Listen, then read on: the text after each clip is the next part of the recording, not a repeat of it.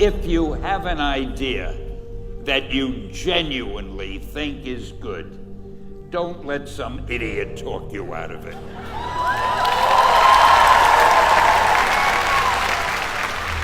We had already done the Fantastic Four and I think maybe the X-Men, I can't remember the order, but my publisher came to me and he said, Stan, I want you to come up with another superhero.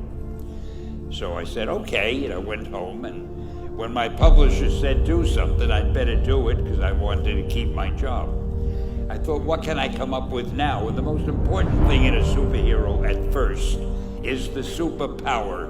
Once you get that, everything else comes along. So I thought, what power will I give a new guy? And I saw a fly crawling on the wall. And I said, hey, if I could get a superhero that could stick to walls and crawl on them, man, that would be cool. So I thought that was good. Now I needed a name.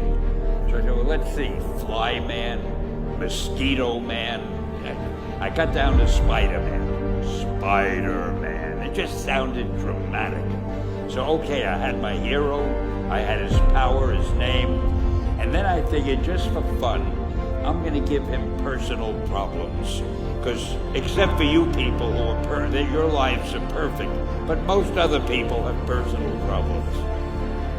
And then I thought I'd make him a teenager, because there were no teenage superheroes that I knew of at the time. So armed with all that wonderful material, those great ideas, I ran into my publisher's office and I told him. This was my reaction, the reaction he gave me.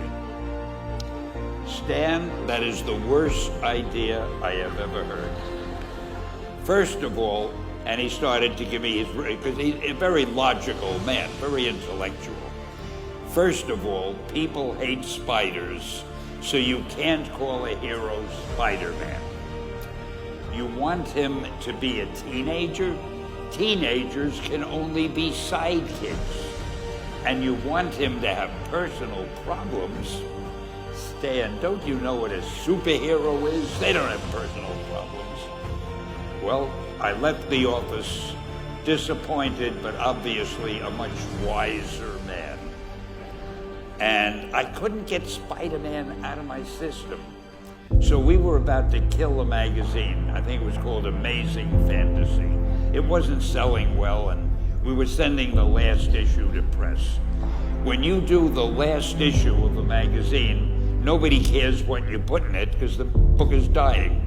Just to get it out of my system, I put Spider-Man in Amazing Fantasy, featured him on the cover, forgot about it. A month later, all the sales figures came in. My publisher came racing into my office. Stan, you remember that character we both loved so much, Spider-Man? He said, let's do him as a series. Now, why am I telling you this? Besides the fact that I have to kill a little time. If you have an idea that you genuinely think is good, don't let some idiot talk you out of it.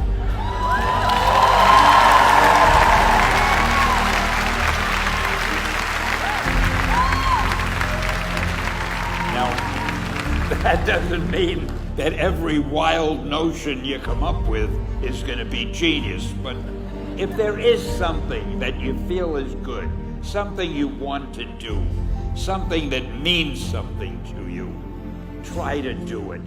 Because I think you can only do your best work if you're doing what you want to do, and if you're doing it the way you think it should be done.